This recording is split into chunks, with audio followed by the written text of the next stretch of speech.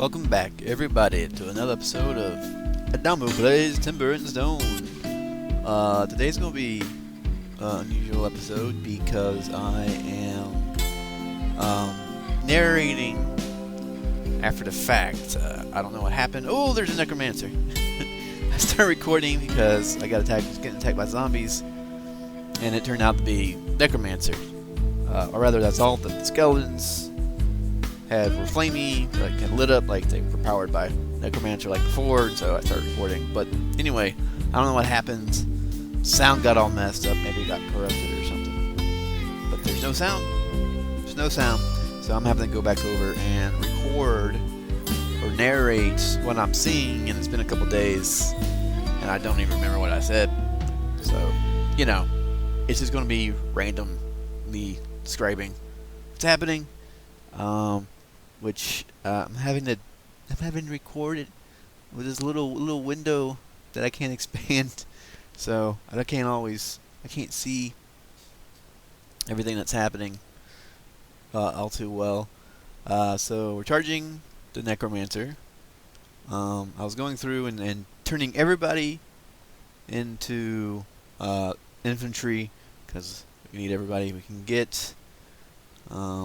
I remember commenting on the new Necromancer models. It was pretty cool. The effects and the pretty creepy, eerie looking. I liked it. I do kind of miss the old. He used to have like these purple glowing eyes, and he doesn't even have those anymore. There's just red glowy bit where I guess his face is supposed to be. So they're definitely creepier than they used to be, but I do miss those purple eyes. Those are a neat effect, I thought. But they're gone now, and looks like a Nazgul. And here I remember setting it up for a screenshot. But he looks like one of the Nazgul from the Lord of the Rings. The ring wraiths, the mortal men who were given rings by Sauron and turned to darkness, blah blah blah. I'm sure most people have seen those movies. So we got our guys getting shot in the face point blank with an arrow, which is interesting that they're able to take that and still stand. Oh yeah, I don't know what I'm doing. What am I doing? What am I looking for? I don't know. I forget. I was wondering where everyone else is, I think, maybe. I don't know. Yeah. Okay, so Thomas it's doing okay there, it looks like. But Gawain, the guard, I've had to pull him back because he's almost dead. And then I'm just checking on who's coming in, I guess. Not sure. So, yeah. So how you guys doing? I'm doing good. Can't really complain too much. Wouldn't do a lot of good if I did. This whole narration thing's kind of awkward a little because I don't remember a lot of this. I recorded this on Sunday, and today is a Tuesday. Or did I record it on a Saturday? No, Sunday. Sunday. No. So, yep. I really don't know what I'm doing here. Just going around. Oh, that's right, because my other two guards were had not been set to seek charge, nearest enemy. Or selected enemy or whatever. Yeah, no seek charge. So I had to turn them on the seek charge. And then I remember commenting, or thinking, or saying that, if you have a lot of guards, it would be a good idea to have some of those guards not be on seek charge, so they could continue to stand at the guard positions while your other guards run off. Because what if you're attacked by multiple forces at the same time? All your guards run off to one direction, and then another enemy's come in from a different direction. That could be a really bad situation. But then I was thinking, well, the odds of that are pretty low, and I don't really have that many guards to begin with. And besides, I've had everyone turn on the infantry mode, so I think it would be good. I think we're good. We don't really have to worry about it too much. I am still... Oh, Thomas got stuck here or something. I don't know what's going on. Sometimes they just kind of stand there. Oh, that's right. He keeps trying to kill that guy who the Necromancer keeps resurrecting instead of, you know, going over and attacking the Necromancer that keeps resurrecting it. That'd be the smart thing to do, but I guess Thomas isn't really known for his intelligence now, is he? So they're okay. So they're finally attacking the Necromancer, and I seem to be dealing damage. I've yet to see the Necromancer actually shoot a fireball at one of my guys. They shoot it at trees, sure. Oh my god, the guys are standing in fire. Get out of the fire, you morons. Oh boy. Yeah, okay. Now we're getting them out of the fire, and then I remember proceeding to have to... I'm going to...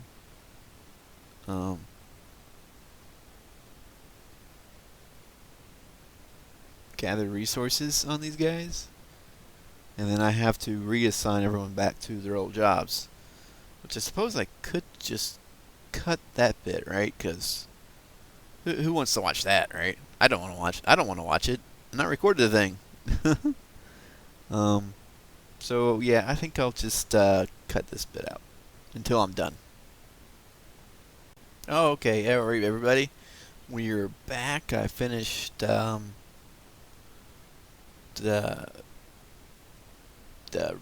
reassigning everyone back to their old positions. God, I couldn't remember that sentence.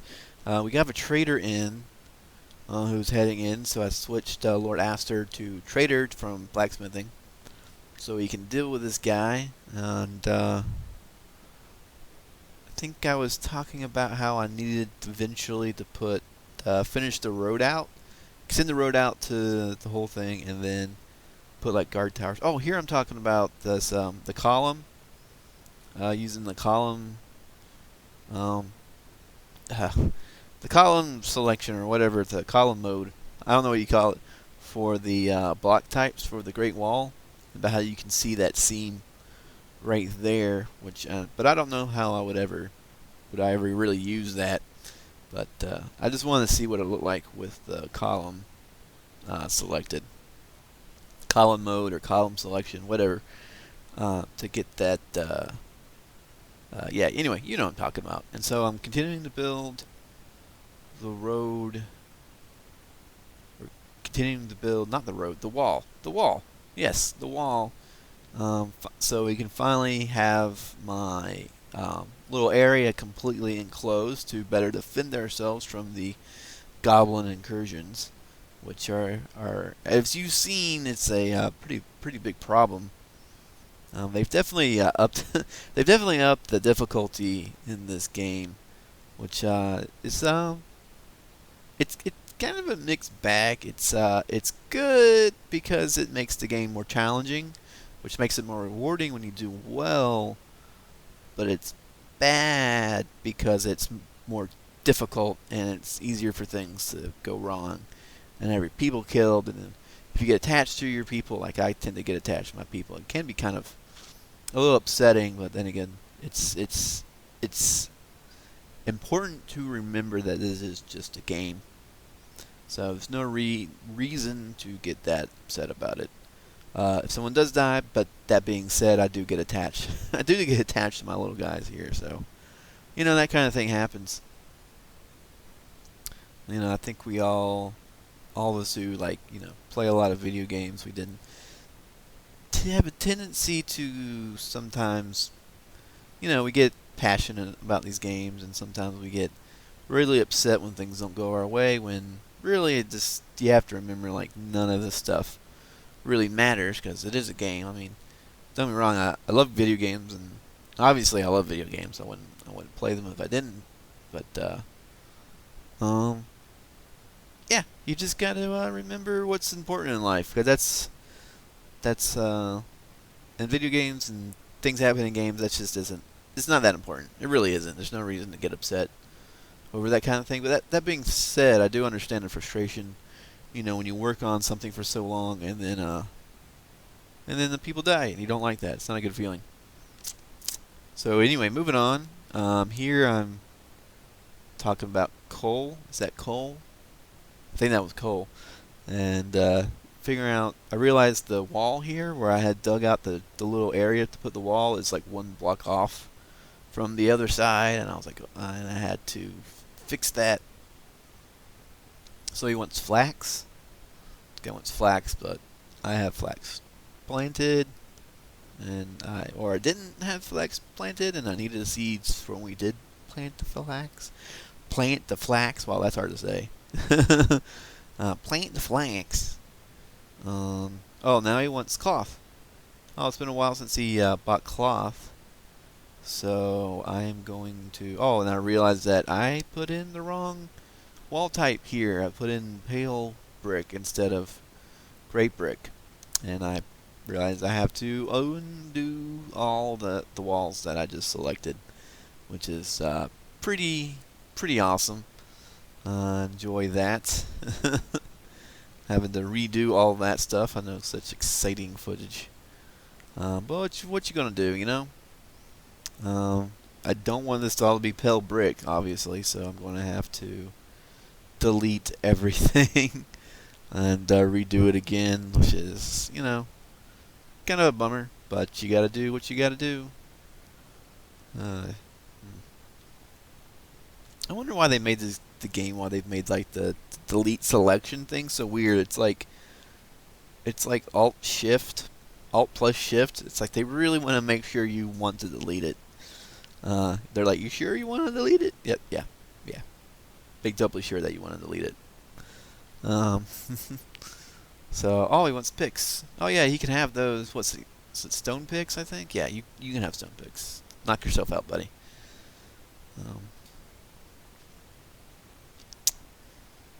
And copper. Oh yeah. Is it copper? I think that's copper. No, it's iron. He's trying to sell his iron. Yeah, we'll take the iron. We'll take all the iron. Iron. Oh, iron is good. Good. Yep. Sure is.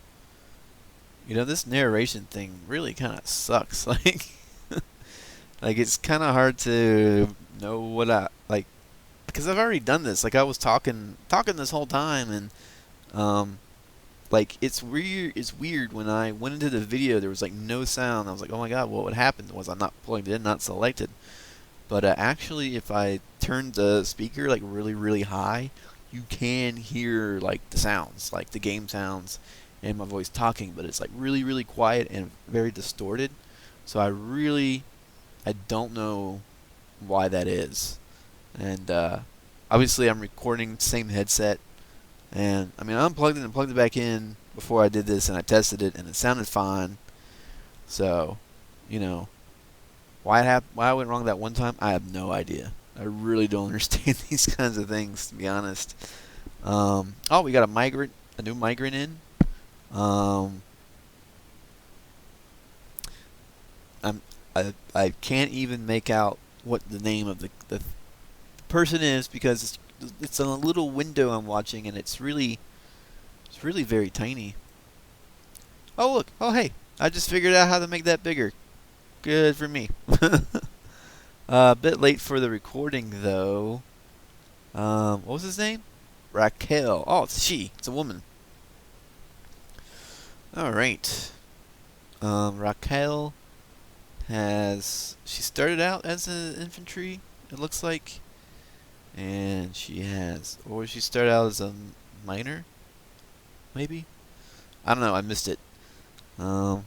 Nicole, who we had in earlier, she's still just a level 6 infantry. Alan,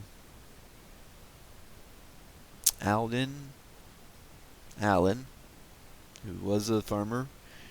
No, he was a woodcutter. And then he died, and then he came back as a farmer, and then we made him an infantryman.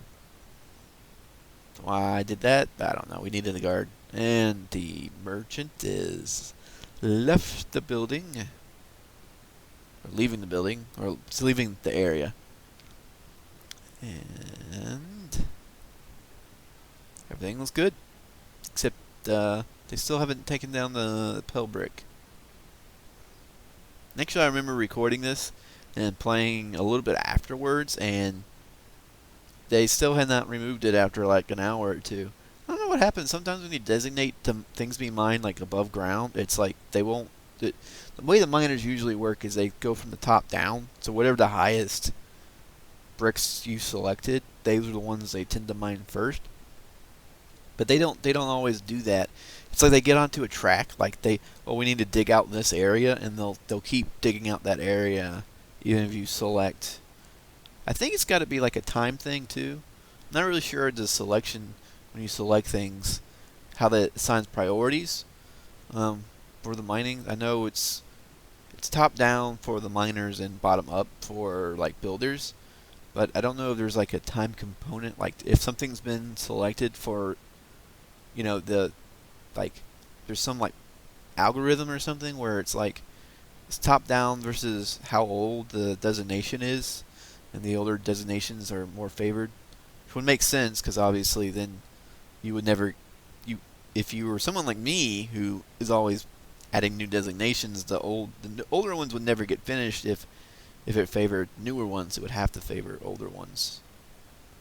But that's just a guess. I don't really know. I don't know the programming involved in this. I suppose I could look it up if I wanted to, or figure it out. But then again, that kind of like figuring things out in the game as I play for the most part. Unless I get stumped on something. Unless I'm really stumped on something, then I'll look it up. I just can't figure it out myself. But most times that doesn't happen.